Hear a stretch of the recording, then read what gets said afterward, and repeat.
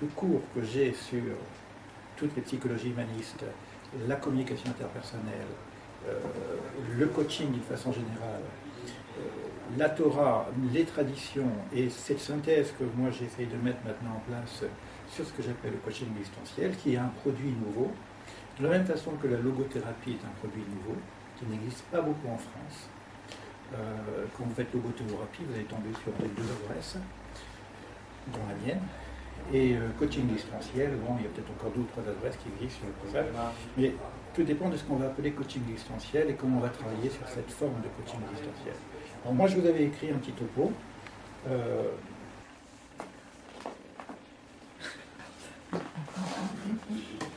Oh, salut Laurent. Donc ici, dans la communication, on va avoir des compétences relationnelles. Dans la communication, vous allez voir qu'on est sans être en train de communiquer. On ne peut pas ne pas communiquer, c'était un des aphorismes de la PNL. C'est-à-dire quelqu'un qui dit rien, il communique. Il communique par son silence ou par son attitude. Donc on est toujours en train de communiquer. Mais on n'est pas en communication avec l'autre. Il va y avoir communication avec soi-même, avec l'autre, et avec l'autre avec un grand A, avec l'un. Si je rentre dans l'approche existentielle encore, ici, avec moi-même, c'est une approche spirituelle. Ici, avec l'un, c'est une approche qui peut être théologique, religieuse. Ici, avec l'autre, c'est l'altérité, c'est l'humanisme, etc. Et ces trois ensemble vont me permettre de, si j'arrive à ce moi-même, mais dans la dimension existentielle, pas dans la dimension simplement de ce que je connais de moi-même. Donc je monte le degré. C'est-à-dire que si, là c'est le classique, hein. Après je peux faire les états du moi, les transactionnels, on est dans le classique. Mais si je veux maintenant le monter de degré, en imaginant que je peux avoir un accès ici à mon inconscient spirituel, comment communiquer avec l'autre et comment communiquer avec l'autre.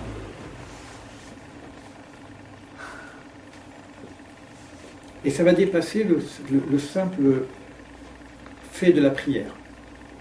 Évidemment, on a l'impression qu'avec la prière, on communique avec l'un. Mais c'est encore moi qui prie. Si je monte de degré, c'est plus de la prière. Ça va être, on va appeler ça méditation, on appelle ça le silence, on appelle ça des reins. Mais il y a une possibilité de rentrer dans la relation aussi à un autre niveau. Et en logothérapie, c'est ça qu'on attend. Ce supplément d'âme. C'est-à-dire d'arriver à ce que une partie de moi-même qui n'est pas simplement mon savoir, au-delà de mon savoir, pas simplement mes compétences et mon savoir-faire, c'est ce qu'on appellera l'esprit de génie, l'intuition, tout ce que vous voulez, qui va être en relation. Donc, et là, j'aime dire qu'il n'y a pas d'espace privé dans certaines zones. Il va y avoir une zone de l'être dans lequel ce n'est plus un espace privé. Comme si je parle de l'inconscient spirituel, il n'y a pas l'inconscient spirituel est beaucoup plus large que la zone privée. C'est-à-dire que de mon inconscient spirituel, je peux être en relation avec l'inconscient spirituel de la personne avec que j'accompagne en coaching existentiel. Donc je peux recevoir des informations intuitives dans l'état d'accompagnement de ce que dit la personne. J'ai une idée qui me vient, puis pas ça. C'est-à-dire qu'il faut que moi-même je sois centré sur cet inconscient spirituel, pas simplement j'écoute la personne. Et que je sois assis comme un analyste et je prends des notes sur ces actes manqués et que je vais moi aussi revoir quelque chose et là il y a quelque chose qui se passe. C'est pareil au niveau de l'un. La relation avec Dieu, tout ce que vous voulez, c'est que je vais dépasser la problématique du moi de la personne pour aller chercher quelque chose en profondeur. Alors ça peut être ce qu'on appellera la petite voix qui commence à nous parler. C'est l'état méditatif, c'est tout ce qu'on peut faire dans un travail. Évidemment, quand je vous emmènerai dans le désert, vous comprendrez un peu mieux ce que je veux dire. Parce que là, on aura des exercices pratiques. En tout cas, bon, c'est déjà de ça quand je parle de communication. Il y a un savoir profond qui sait que c'est pas la bonne direction. Et là, on est libéré quelque part du commandement, puisque on vit le commandement. Vous comprenez ce que je veux dire, hein? Comme les personnes comme Krishnamurti disent il faut dépasser le gourou, le maître, le rabbin, etc. Il ne dit pas qu'il faut faire n'importe quoi. Il dit, on lui dit, mais il y a des règles de vie, comment vous faites? Il dit, quand je marche, je sais où mes pieds. Je n'ai pas besoin d'un guide, parce que maintenant, à un moment donné, le sage, il sait marcher, quoi. Donc c'est un petit peu cette idée-là aussi. Et si je ne sais pas, eh bien, il faut accepter d'apprendre avec des choses qui nous sont données par les traditions. Et les traditions vont nous aider. J'en profite pour vous donner l'échelle du savoir. C'est encore la base de notre enseignement. Et la place du discernement, alors? Oui, il y a la place du discernement, c'est Bina. Enfin, je vous montrerai je vous ai déjà parlé de Chokhma et Bina, c'est que l'intuition seule ne suffira pas. C'est-à-dire qu'il faut du raisonnement. L'intuition, je vais l'avoir par la sagesse, Chokhma, mais je vais faire passer par le canal de Bina du discernement. Bina, c'est construire, discerner, etc. C'est là qu'on va avoir du... C'est pour ça que je travaille sur les deux niveaux. Quand je parle de la pyramide de Maslow, je n'oublie pas le Maslow classique. Quand je dépasse, c'est pas que je l'oublie. Il existe, mais je monte un peu plus haut. Mais la structure existe. La cave, dans une maison, il y a des fondations. Je ne dis pas qu'il ne faut pas de fondations. On n'a pas une maison qui flotte sur l'air. On n'a pas un grenier tout seul. Un grenier, il y a un salon, et puis il a des fondations, et il a une table. Donc c'est la globalité, c'est ce qu'on appelle holistique. Et là, quand je travaille sur l'intuition, l'écologie va m'amener aussi à quelque chose au niveau du discernement. Donc là, c'est l'apport que j'amènerai avec la Kabbale, justement. Je pose la question. C'est quand je vais vous montrer la structure de l'arbre des séphirotes, entre Keter, Chokhma et Bina. Après, il y a la construction de l'agir, et on a la réalisation, un petit bonhomme qui va se construire un peu comme ça. D'accord? Donc ça va se passer dans les séphirotes. Donc on aura ici les séphirotes qui vont se dessiner comme ça. D'accord? Il y a 6, 1 et 3. Donc, on va voir que l'homme, il est construit également comme ça. Quand il a connaissance de soi, c'est aussi ça. Et là, c'est le côté divin qui va me donner l'intuition, Chokhma, mais je le fais passer ici à Bina, qui est le discernement, la construction. Avant de passer à l'agir, c'est quand même passer par le filtre du discernement, qui va me donner la connaissance, Da'at. Et c'est ce Da'at qui sait. Mais il sait parce qu'il a passé par ce filtre. Le Da'at, il n'est pas directement directement de forme. C'est pas que j'entends la voix et puis je fais tout ce que la voix me dit.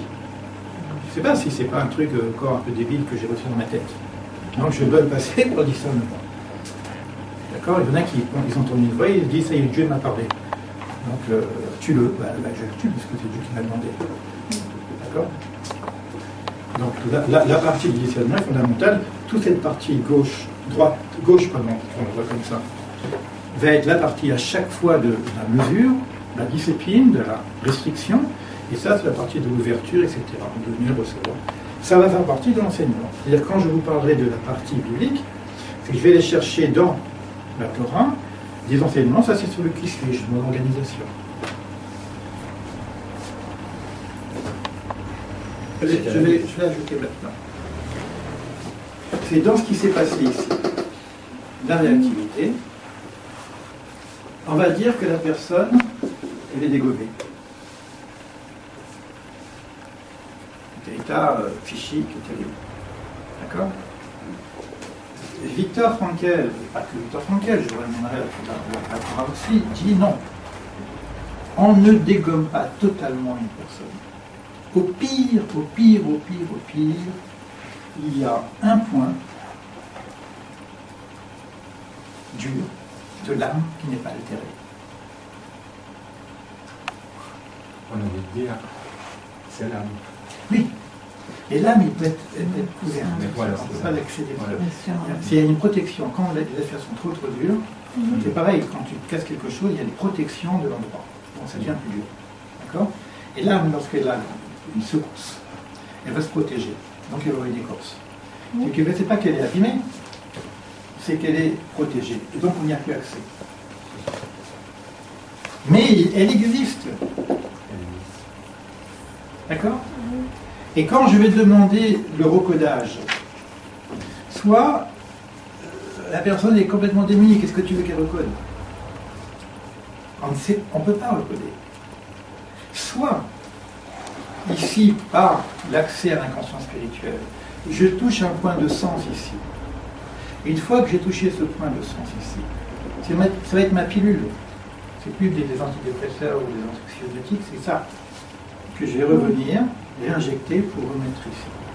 Et c'est ça qui va. Et là, je ne sais plus. C'est-à-dire que moi, en tant que thérapeute, je ne sais pas.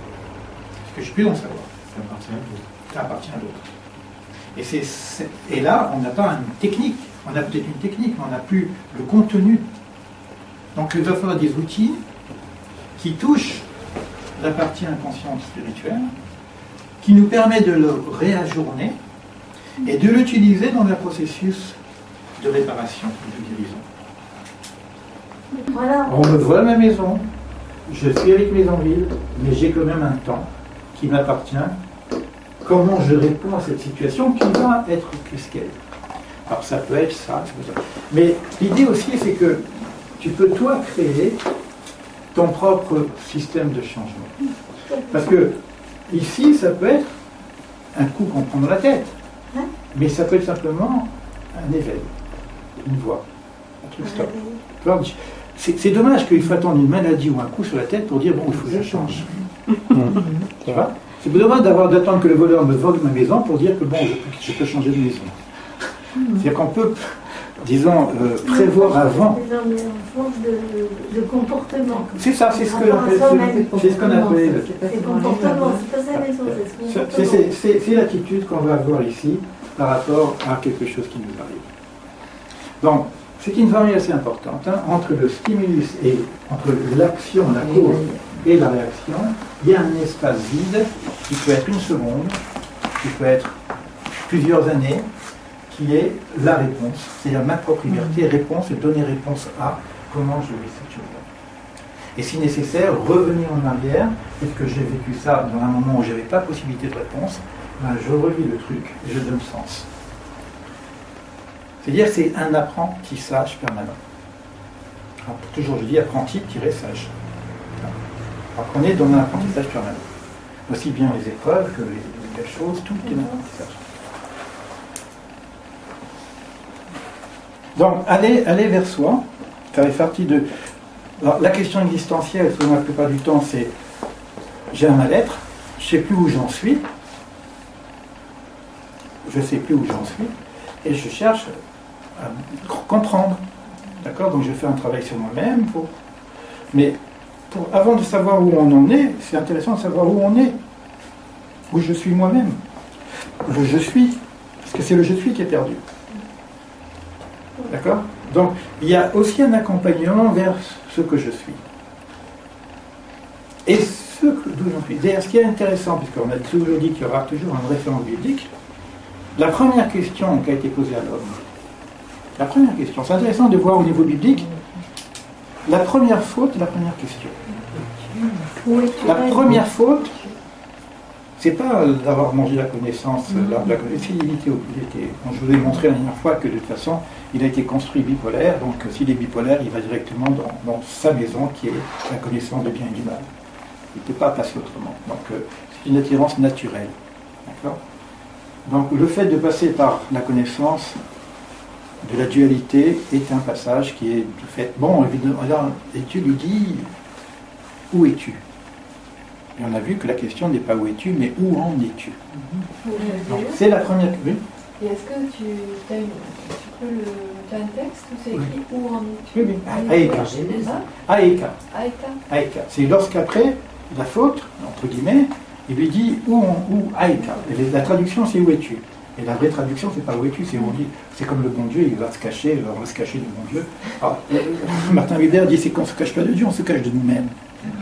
On a honte, donc je me cache de moi-même. Donc où en es-tu, c'est pas une condamnation, c'est un bilan. Donc tu as choisi ça, mais non, comment tu fais? Où en es-tu?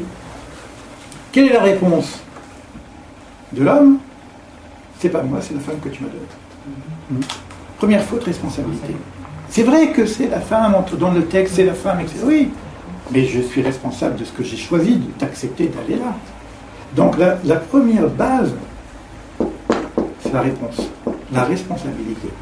Et c'est tout l'enseignement de Viktor Frankl. On commence par, et quand on va travailler sur ces attitudes pour réussir un petit peu le projet, qu'il soit professionnel, humain, personnel ou spirituel, la première habitude, c'est ne pas être réactif, mais être proactif. C'est être responsable de ses réponses. Et ça, quoi qu'il en arrive, c'est comment je réponds à ce que je vis. Alors maintenant, quand je prendrai le processus biblique, je vais ressortir les questions essentielles qu'il y a dans le cheminement de la construction de l'être, de la naissance de l'être, qui va nous donner aussi une grille de lecture différente de ce qu'on va lire dans les applications de la psychologie humaniste, que ce soit la logothérapie, que ce soit PNL, l'analyse transactionnelle, tout ce qu'on va balayer pour mieux se connaître. On va essayer de voir au niveau aussi de la transcendance et voir au niveau de la construction biblique dans ce que j'ai montré tout à l'heure avec les séphirotes.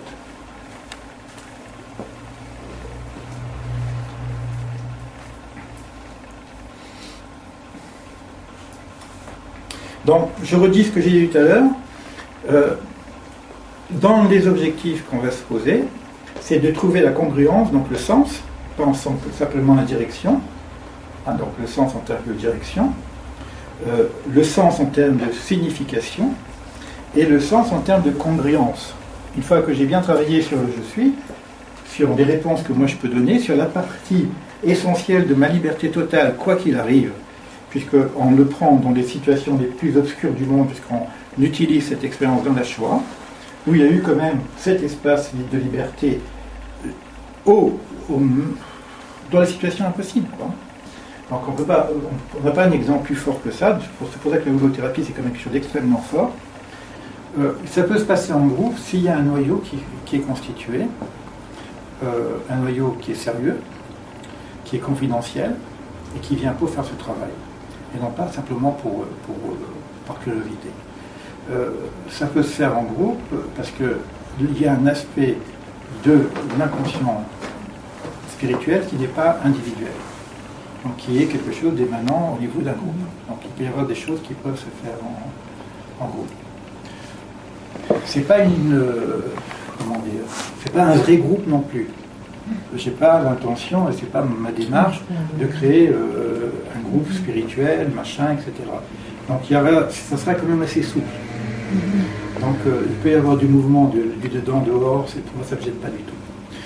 J'aurai toujours une interrogation à poser aux personnes qui réintègrent un groupe pour savoir qu'est-ce qu'ils viennent faire, où ils en sont, etc. Il y a des questionnaires qu'on va partager, que je vais vous proposer au niveau de votre situation personnelle, et à travers ça, on va avancer. Puis on aura des façons de poser des objectifs concrets ou objectifs d'ordre plus transpersonnel.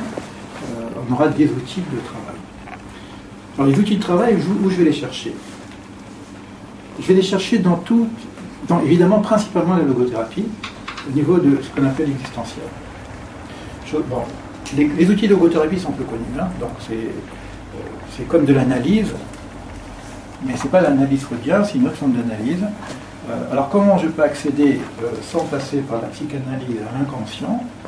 Bon, l'inconscient, comment? Alors, on parle de rêve.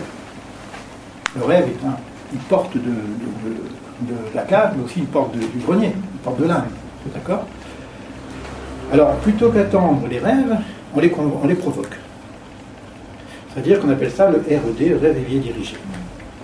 Et je propose un voyage imaginaire où chacun, dans sa symbolique, va découvrir des choses qui est un langage personnel qui va donner des informations, etc.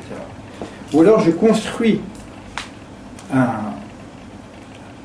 une proposition symbolique. Par exemple, en coaching, on a ce qu'on appelle le voyage du héros, où le héros il a un objectif, et puis on va lui poser des questions complètement mythiques pour qu'il bascule dans un monde mythique et il devient le chevalier gagnant, où il va se battre contre le dragon. Où est le dragon? Quels sont les obstacles? D'où vient mon idée? Quels sont mes alliés? Quels sont mes ennemis? Je propose une scène qui est totalement irréelle, parce que c'est comme ça que fonctionne l'inconscient. Donc on aura des informations sur un objectif. C'est quelqu'un qui, par exemple, quand je vais faire professionnellement, quand je vais proposer à des coachs de prendre en charge le coaching existentiel, je vais dire, bon, vous devenir coach. D'accord? Ok, être coach, d'où ça vient, pourquoi, etc. D'où ça vient, etc. On va mettre le voyage du héros, c'est un bon outil. Mais je vais pas faire un cours de Torah classique, on l'a déjà fait pendant plusieurs années. Je vais faire un cours de Torah existentiel, universel, qui permet à chacun d'entre nous de se retrouver, quelle que soit sa nature, quelle que soit sa religion, je dirais même, quel que soit son système de valeurs, de retrouver quelque chose qui correspond à sa propre personne, puisque c'est une proposition très symbolique d'un Dieu qui crée le monde, qui crée l'homme. Et qu'est-ce qui se passe entre Dieu et l'homme, et comment ça se cheminant, des déserts, passage au désert, passage aussi, l'Égypte, tout ça. Bon, c'est extrêmement intéressant au niveau du rapport entre cette symbolique et notre propre personne. S'il y avait les deux options, il y avait les gens qui étaient plus intéressés par un perso. Mais ce que j'ai compris, ce que moi j'ai compris, c'est que j'étais pas intéressé. C'est pour ça que l'ordinateur ne marche plus. Ce que j'ai fait, ça n'a pas marché. Et là, tout va bien, c'est les trucs, ça change. Quand ça ne marche pas, je change. Je crois que j'ai pas envie aujourd'hui, dans le cadre de ma propre émergence, de me couper en deux. Dans le cadre professionnel, oui. Dans le cadre professionnel, je fais du coaching existentiel, j'apporte un truc en plus. Ici, j'ai beaucoup de mentorat. D'accord? J'ai beaucoup moins de temps. Et je pense qu'il manque la dimension de la psycho-Torah dans la lecture de la Torah. Et c'est cette dimension que je veux apporter, tout simplement. Donc, et je crois que quelqu'un qui s'intéresse à la religion ou à la Torah, s'il ne s'occupe pas de son corps, il va s'affaisser. D'accord? Parce que je vois ici, parce que j'ai rien de psychologie. Quand je vais dans les familles, que les enfants, les mères m'amènent leurs enfants, etc., ils ne vont pas voir un rabbin. Il vient voir Léo, pas pour le côté religieux. Il vient dire, j'ai mon fils qui a des tocs, j'ai mon fils qui a ça, pourquoi il fait ça, ou moi j'ai ça. Et il me demande une application précise, parce qu'ils ont lâché ça. Le temps qu'on passe sur la cache-route, c'est pour ça que moi j'aime bien cette phrase de Manitou, il ne faut pas que la cache-route cache la route. Alors moi je ne vais pas m'occuper de la cache-route, je vais m'occuper de la route. La route qu'il y a dans la cache-route. Alors il faut, pour celui qui est dans cette route, il va manger cachère. Mais manger cachère, c'est un moyen, c'est pas un but. D'accord? Donc c'est dans ce sens-là.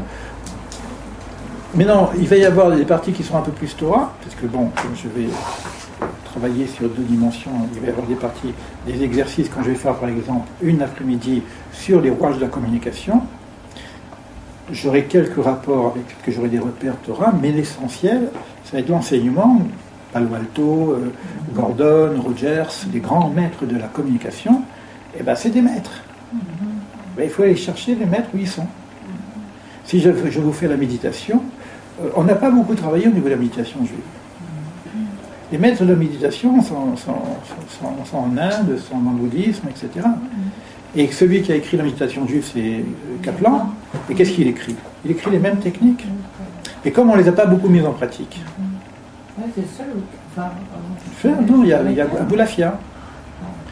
Donc, si on a la connaissance d'un côté et de l'autre, on peut amener une véritable méditation kabbalistique, mais en sachant comment fonctionnent déjà les éléments du corps. Et s'il faut que j'aille les chercher dans une autre structure, pourquoi pas? Non, le coaching existentiel intègre la dimension spirituelle. pure.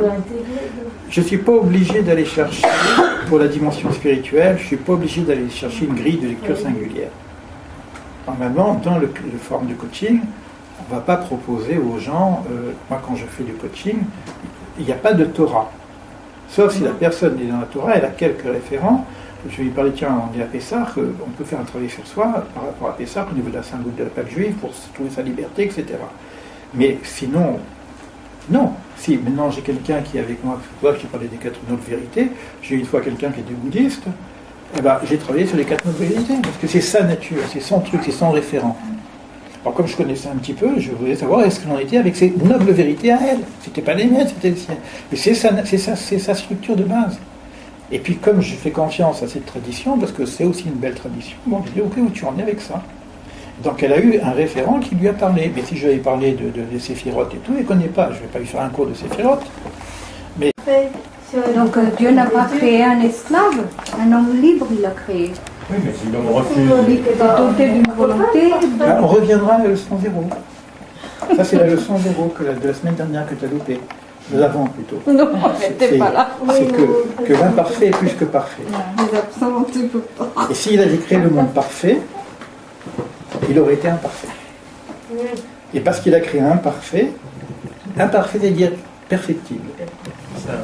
C'est ça l'idée. Parce que c'est faillitable. Et cela est bon. Comment c'est bon? Parce que c'est pas comme tu veux. C'est pas ce que tu as demandé. On voit bien tous les décalages. La dernière fois, j'ai montré tous les décalages entre et Dieu dit, et il y a quelque chose d'autre qui apparaît. Même pour l'homme.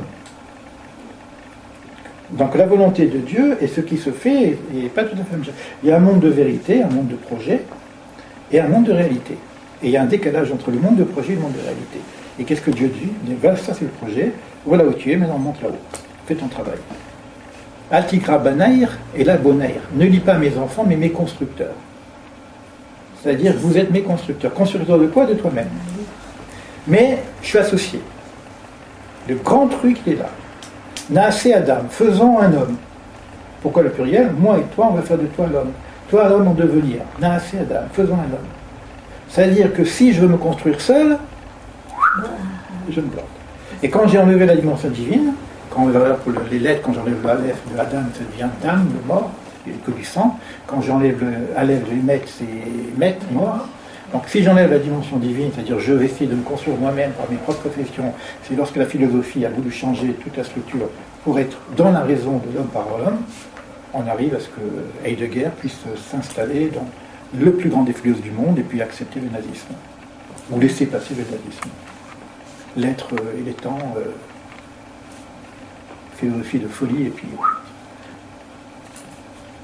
Donc c'est tout le problème qu'il y a. En tout cas, l'idée de ces puits, c'est d'aller chercher l'eau qui est au fond des puits. Donc c'est la sagesse. Hein. Et il y a des pierres qui bougent, il faut les retourner. Quand on perd la prophétie, on retourne et on découvre la prophétie. C'est le jeu de mots, c'est vraiment... La bouche qui parle. Et quand tu retournes la pierre, bah, ta bouche parle, et puis tu atteins la prophétie. C'est fort, hein. Et ça, c'est dans les mots hébreux, quoi. Dans les mots hébreux. Moi, j'ai vu des trucs dans les trucs hébreux, c'est très fort. Enfin, c'est magnifique. On appelle le gazing, c'est pas le coaching.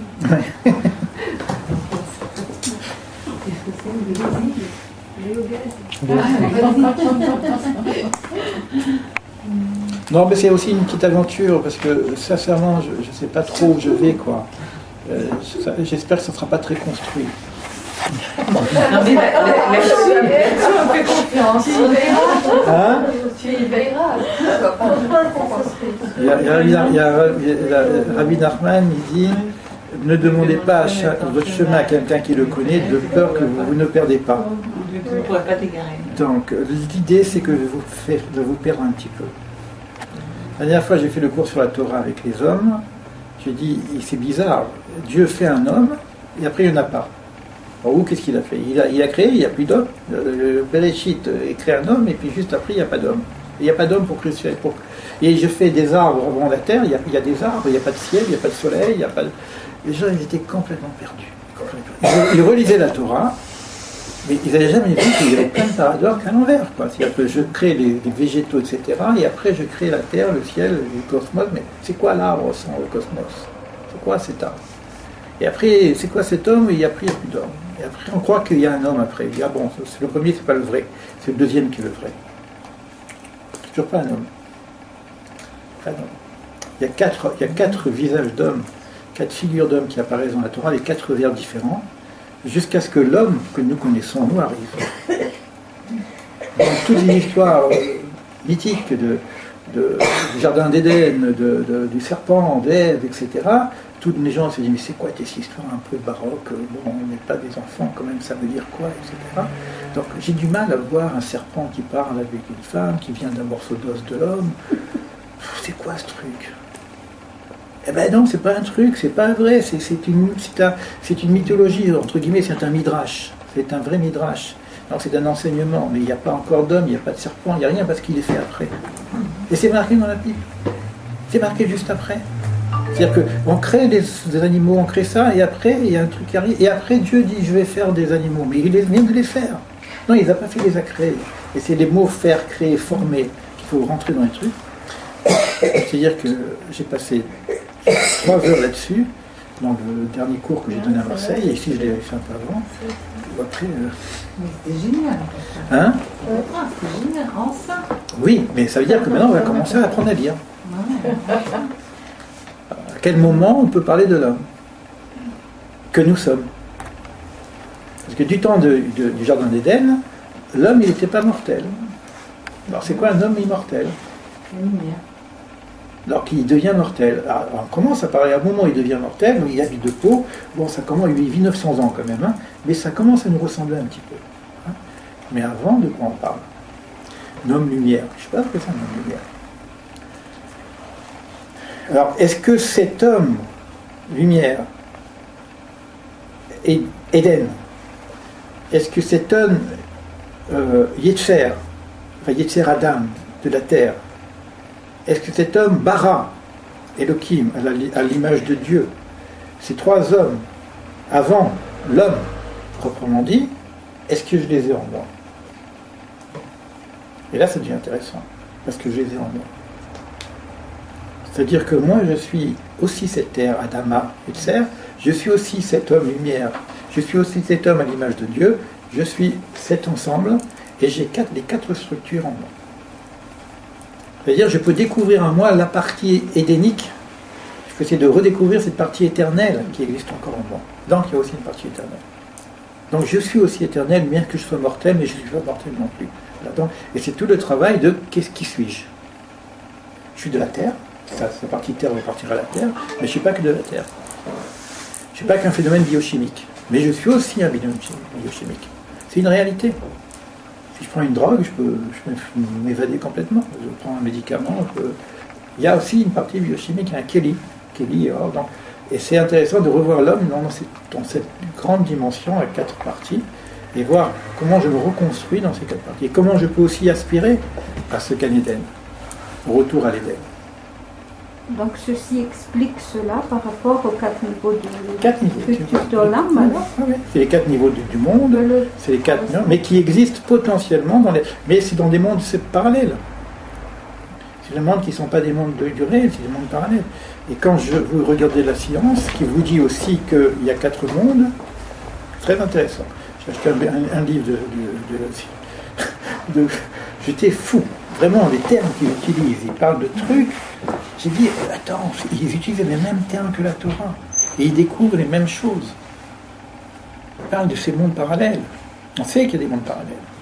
Mais ils les découvrent scientifiquement. Et ils découvrent d'autres choses encore qui font peur, parce que c'est écrit dans la Torah, dans la Kabbale, de façon assez cachée. Quand je vois que les scientifiques parlent pratiquement des mêmes choses, c'est extrêmement intéressant. C'est-à-dire que la science aussi, elle va rejoindre la métaphysique. La physique rejoint la métaphysique. C'est-à-dire qu'on n'est pas dans 2 mondes complètement les scientifiques, les matérialistes, les spiritualistes. Non, il y a des liens. Il y a des liens.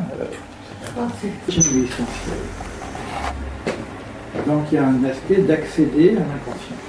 D'accord ? L'outil que moi j'ai, c'est disant on va parler de l'auto-hypnose ericksonienne, qui ressemble à la méditation. Donc je peux utiliser d'une façon scientifique l'auto-hypnose ericksonienne, je peux utiliser le rêve éveillé dirigé, je peux utiliser la sophro-analyse. Donc on est dans ce domaine de l'inconscient. Donc comprendre l'inconscient, dans la structure de l'inconscient, voire connaître ces choses-là d'une façon scientifique, pragmatique, au niveau... Et on peut basculer à la méditation. Si tu veux, entre la méditation et l'auto-hypnose ericksonienne, il y a juste un cheveu, quoi. Et si on va aller chercher une information sur le côté métaphysique de la Kabbale, là on bascule sur un support méditatif qui vient de la tradition kabbalistique.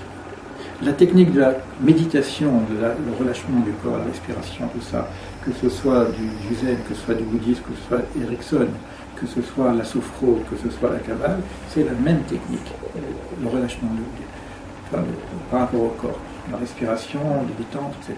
Après, la façon dont on accompagne les gens. Et après, le support va être différent. Si je suis dans un support analyse, je vais utiliser le rêve éveillé dirigé, je vais utiliser... Bon, Erickson va très loin, puisqu'il parle de guérison de l'âme. Donc il peut aller beaucoup plus loin. On peut parler du transgénérationnel, en termes de support. Et on peut éventuellement parler d'une structure qui est plus ésotérique dans l'aspect kabbalistique. Alors, ça, je le réserve pour sur terrain. Mais on va l'aborder en termes de contenu, mais en termes de pratique, non, je préfère le faire sur terrain. Et si on est dans un monde occidental, on va faire des trucs plus occidentaux, parce qu'il y a une atmosphère occidentale, donc on va rester dans une partie plus concrète, scientifique. On avait fait un petit peu avec les lettres, quand on avait travaillé sur les lettres, les supports. Mais c'est un peu plus délicat, si tu veux, ça dépend aussi du groupe, du lieu, de la préparation, mais pas à Boulafia. Je ne fais pas de la Boulafia. La Boulafia, il faut déjà être initié. Je ne fais pas la Boulafia.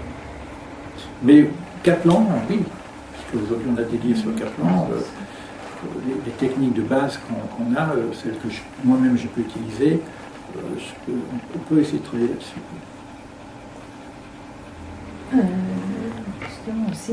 Justement, au cours de ces séances, est-ce que tu vas seulement expliquer les techniques justement de méditation, de rêve éveillé, etc. Ou est-ce que tu vas essayer d'en faire? Alors, personnellement j'en ai fait beaucoup, donc je sais que c'est un peu difficile pour des gens qui n'en ont jamais fait, tout d'un coup comme ça, au milieu, de rentrer dedans, maintenant... Non, mais disons que je suis un bon professeur. J'en ai ça, mais... Non, je sais. Je fais ça avec des étudiants, ingénieurs.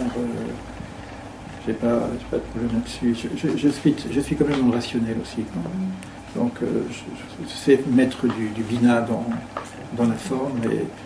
C'est des trucs que je faisais avec les étudiants. Au niveau de la sophro, par exemple. Ces étudiants en sciences, quoi. C'est des ingénieurs. Donc, on a des outils qui sont applicables, quoi. Alors, évidemment, chacun va pouvoir plus ou moins le sentir, le vivre. Mais bon, c'est pas l'essentiel des exercices. C'est pas l'essentiel des exercices. Il y a beaucoup plus d'exercices. Il y a des exercices que vous faites à 3, tant qu'il y a des exercices de travail, même pour le questionnement, par exemple. Le questionnement sur l'état désiré, l'état, etc. Les supports classiques qu'on a, qui sont très très bien faits. La PNL a de super supports de questionnement, mais je vais rajouter une petite touche. C'est-à-dire que la prochaine, je vous réinterrogerai pour l'association. Je vais avoir quelques idées de votre part, même si on n'est pas nombreux, du devenir. Bon, la CFLIA cherche quelqu'un, ça va dépendre de qui je trouve.